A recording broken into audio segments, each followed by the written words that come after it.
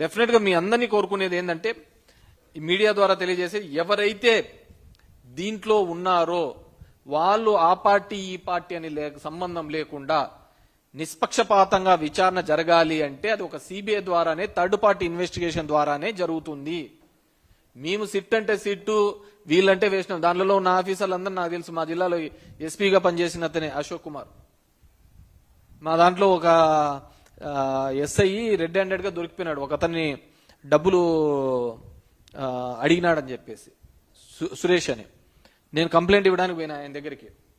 ఆయన దగ్గర పోతే ఆయన అన్న మాటలు ఏంటంటే, వీళ్ళకి ఫోన్లో ఎట్లా మాట్లాడాలో తెలియదు అన్నాడు. ఫోన్లో డబ్బులు అడుగుతా వాయిస్ రికార్డింగ్ దొరికింది. దొరికితే ఒక సూసైడ్ని హత్య కిందికి చేసే దాని మీద అది రికార్డింగ్ దొరికితే మేము తీసుకుపోయి ఇచ్చినాం అతనికి. ఇస్తే ఆయన అన్న మాటలు ఇదే, వీళ్ళకు ఎట్లా ఫోన్లో మాట్లాడలేదు తెలియదు అని చెప్పేసి. అంటే అతను దీనికి వేసినారు. సో అప్పుడు అది కూడా అప్పుడు టీడీపీ టైంలోనే ఆయన మాకు ఎస్పీగా ఉన్నాడు. నేను నో డౌట్ ఖచ్చితంగా దీని మీద ప్రెజర్స్ ఉంటాయి. ఎందుకంటే ఇది జనం యొక్క ప్రాణాలతో చెలగాటమాడుతున్నారు, జనం యొక్క ప్రాణాలతో చెలగాటమాడుతున్నారు. కాబట్టి ఐ రిక్వెస్ట్ దిస్ గవర్నమెంట్ ఖచ్చితంగా సిబిఐ ఎంక్వైరీ చేయాలి. ఎందుకంటే దీంట్లో ఎక్కడే కానీ మీ ఇన్వెస్టిగేషన్లో కానీ మీరు మీ పేపర్లలో వచ్చే కథనాలు కానీ కథలు కానీ ఏవే కానీ లింక్ కావటం లేదు, ఎక్కడో ఒకటి మిస్ అయితా పోతున్నాయన్నమాట. సో ఇవంతా లింక్ కావాలి, ఖచ్చితంగా ఈ కల్ప్రిట్స్ బయటపడాలి. మీకు నిజంగా చిత్తశుద్ధి ఉందంటే, నిజంగా చిత్తశుద్ధి ఉంది మీ పార్టీకి, తెలుగుదేశం పార్టీకి, కూటమికి చిత్తశుద్ధి ఉందంటే ఖచ్చితంగా దీంట్లో కల్ప్రిట్స్ ఎవరో బయటపడాలి. పవన్ కళ్యాణ్ ఎక్కడ పోయినా నాకు అర్థం కావటం లేదు. మద్యపాన ప్రియులకు ద్రోహం చేస్తున్నావు జగన్ అని చెప్పినటువంటి పవన్ కళ్యాణ్ ఏమైందో నాకు అర్థం కావటం లే. ఆ రోజు ఆయన అంతగా పట్టుకున్నాడు గవర్నమెంట్ మద్యం అమ్ముతూ ఉంటే. ఈ రోజు ఇంత పెద్ద ఎత్తున దొరుకుతుందంటే ఎక్కడే కానీ మాట్లాడటం లేదు. అది ఏం రీజన్సో ఏందో, కొంతమంది ఏదో ఇచ్చినారంటారు, మెయింటైన్ చేసుకుంటాను అంటున్నారు. కానీ హౌ ఫార్ మనకు అది దాని గురించి నేను లోతుగా, కానీ డెఫినెట్ గా దీని గురించి ఖచ్చితంగా సిబిఐ ఎంక్వైరీ చేయాలి. మా పార్టీ వాళ్ళని ఇరికించడం వల్ల మీరు తృప్తి పొందడమో, పేపర్లలో 4 కథనాలు వస్తున్నాయని దాని మీద మీరు బాధపడ్డమో కాకుండా, ఎవరైతే దీనిలో మూలాధారం ఉన్నారో అది ఎంతటి వారైనా వదిలిపెట్టమని మీరు అంత గట్టిగా చెప్తున్నారు. కాబట్టి డెఫినెట్ గా మీరు దీని మీద సిబిఐ ఎంక్వైరీ చేసేయండి ఖచ్చితంగా. అప్పుడు కానీ దీని మీద తేలదని చెప్పేసి కోరుకుంటున్నాను. ఎందుకంటే మీరు చేసేది మొదటి నుంచి కూడా బురద జల్లే రాజకీయమే. మా పార్టీ అతను రాజశేఖర రెడ్డి కావచ్చు, జగన్మోహన్ రెడ్డి కావచ్చు, మొండోడు కాబట్టి నిలబన్నారయ్యా. లేకుంటే మీరు చేసే పనులకు ఎవడైనా కానీ పిచ్చాన్ని ఎత్తుకొని పోవాల్సిందే. ఎన్టీఆర్ లాంటి వాళ్ళే మీరు నాశనం చేసి పెట్టరే. స్త్రీలోలుడని, లక్ష్మీభారతుడని, అది ఇది అని చెప్పేసి ఎన్నేమో చెప్పి కథనాలు చెప్పేసి ఇదే పేపర్లలో వచ్చినట్టువే కదా, ఇదే కథనాలు వచ్చినట్టు కదా.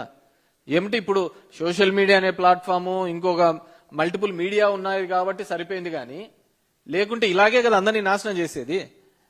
కాబట్టి మీ లైబ్రరీ ఏందో, మీరు ఈ విధంగా ఏ విధంగా కట్టుకథలు అల్లి ప్రజల్ని మోసంగా చేయాలనే ప్రయత్నం అప్పుడు చేస్తున్నారు, ఇప్పుడు చేస్తున్నారు. You are successful in that. ప్రజల్ని ఏ విధంగా మోసం చేయాలి, మ్యానిపులేట్ చేయాలి, వీటిలో మీకు మించినోడు లేనే లేడు. ఖచ్చితంగా దాంట్లో అన్ని డిగ్రీలు మీకే ఇస్తారు. కానీ ఇది ప్రాణాలకు సంబంధించిన విషయం, పేద ప్రజల ప్రాణాలకు సంబంధించిన విషయం. మీరు అంటున్న బార్ కోడింగ్ ప్రతి ఒక్కరి దగ్గర పనిచేయదు, అందరి దగ్గర ఫోన్ పే ఉండదు. ఎక్కువ మీ బ్రాండీ షాపులలో, దీనిలలో మీ షాపులలో ఉండేది 80% దినకూలీలే వచ్చి తాగుతా ఉంటారు. దినకూలీలు వచ్చి చేసే వాళ్ళ దగ్గర ఫోన్ పేతో పెట్టుకొని చేసుకొని, లేకుంటే స్కాన్ చేసుకొని ఇది ఒరిజినల్లా డూప్లికేట్ అని ఉండదు.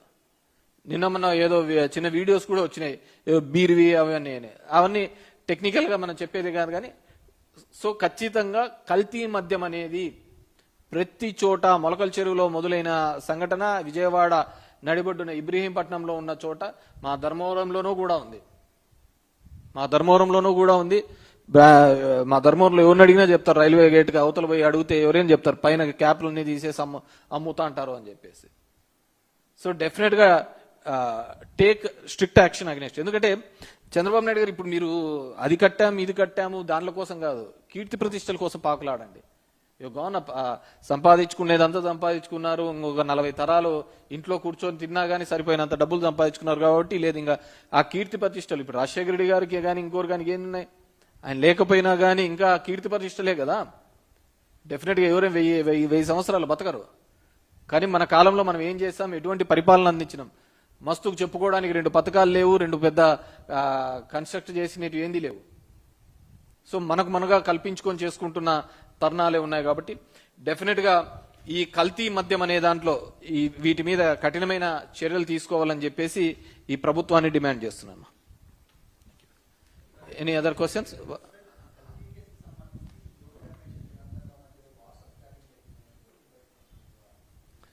అవును, ఎవరో అంటున్నారు. నేనేమంటే ఇది ఏ పార్టీకి సంబంధించిన విషయం కాదు, పేద ప్రజలకు సంబంధించిన విషయము. ఖచ్చితంగా ఇక్కడున్న ప్రభుత్వంలో నేను చెప్పిన ఇవన్నీ ఉన్నాయి, ల్యాప్సెస్ ఉన్నాయి. ఈ ఇన్వెస్టిగేషన్ ఎలా జనార్దన్ రావు అనే అతను వస్తాడు, అతను సిట్టుకు వచ్చిన తర్వాత వీడియో ఎలా రిలీజ్ చేస్తాడు, వీడియో రిలీజ్ చేయాల్సిన అవసరం ఏముంది, రిలీజ్ చేసిన వాళ్ళు ఎవరు, ఎందుకు చేయాల్సి వచ్చింది, నువ్వు కాన్ఫిడెన్షియల్గా ఉంటే ఈ డాక్యుమెంట్స్ అన్ని కూడా కోర్టుకు సబ్మిట్ చేయి. అతని స్టేట్మెంట్స్, కన్ఫెషన్ స్టేట్మెంట్స్ అన్ని కోర్టుకు సబ్మిట్ చేయండి. ఈ లీకులు ఎందుకు ఇవ్వాలి? దానికే సిట్ ఉండేది. ఇన్వెస్టిగేషన్ ఏజెన్సీ ఎప్పుడు ఆ విధంగా లీకుడే. ఇన్వెస్టిగేషన్ ఏజెన్సీ కేవలం కొన్ని పత్రికలకు మాత్రమే ఎందుకు లీక్స్ వస్తున్నాయి? ఈరోజు మా పార్టీ వాళ్ళ మీద పెట్టిన దానిలో కేవలం కొన్ని పత్రికలకే ఇన్వెస్టిగేషన్ లోపల 4 గోడల మధ్య జరిగిన చర్చ ఈ విధంగా బయటకు వస్తుంది. అక్కడ కదా మిమ్మల్ని అందరూ అనుమానపడుతున్నది. అక్కడ కదా మీరు ఈ విధంగా తప్పుడుగా చేస్తున్నారు, తప్పుడు విధంగా కేసులు పెడుతున్నారు అని చెప్పేసి.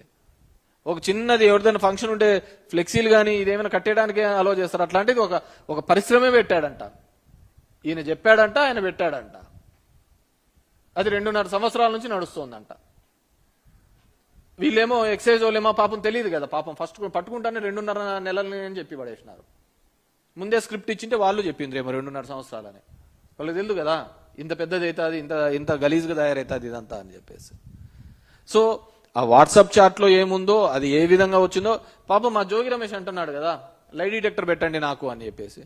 అది పెట్టండి, థర్డ్ పార్టీకి పంపియండి, ఏం జరిగిందో రికార్డ్ చేయండి. అది వదిలిపెట్టేసి ఈ రోజు ఆ లీకులు ఇచ్చుకుంటూ కప్పిపుచ్చుకునే ప్రయత్నం ఎందుకు చేస్తున్నారు? ఎందుకంటే ఈ మద్యం అనే దాని మీద మా మీద చల్లని బురదంటూ లేదు, మా మీద చేయాలంటే ఆరోపణలు అంటూ లేవు. ఈ రోజు వాళ్ళ విషయానికి వచ్చేకల్లా ఇది మళ్ళీ అప్పటి నుంచి సౌత్ ఆఫ్రికా నుంచి వచ్చింది అంటున్నారు. అది ఎక్కడి నుంచి వచ్చిందో, ఎలా వచ్చిందో మీ ప్రభుత్వం మీరు పట్టుకునే ప్రయత్నం చేస్తున్నారు. కప్పిపుచ్చుకునే ప్రయత్నం చేయకుండా దోషులు పట్టుకోవాలని చెప్పేసి కోరుతున్నాను.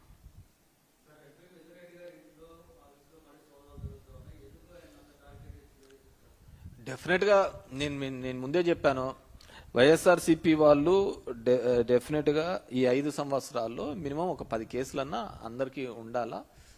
అది ఒక క్వాలిఫై రౌండర్ ఉంటా చూసినావు మామూలుగా ఒలింపిక్స్కి దీనిలో, అట్లా క్వాలిఫై రౌండ్ అనమాట ఇవన్నీ. ఎవరైతే యాక్టివ్గా ఉంటున్నారు అనే వాళ్ళ మీద మినిమం ఈ కేసుల పరంపర అనేది జరుగుతూనే ఉంటుంది. దట్స్ నాట్ పెద్ద సీరియస్గా తీసుకోవాలి. వి గాట్ ఇమ్యూన్ అంతే, మాకు దాని మీద కేసులకు దీనిలోకి ఆలోచించే ప్రసక్తి లేదు.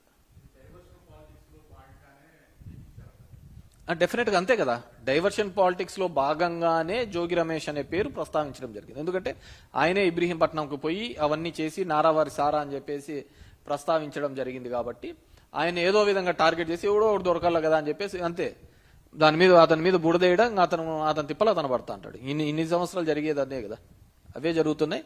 ఆ పేపర్లు అలాగే బతుకుతున్నాయి. Any other? Thank you.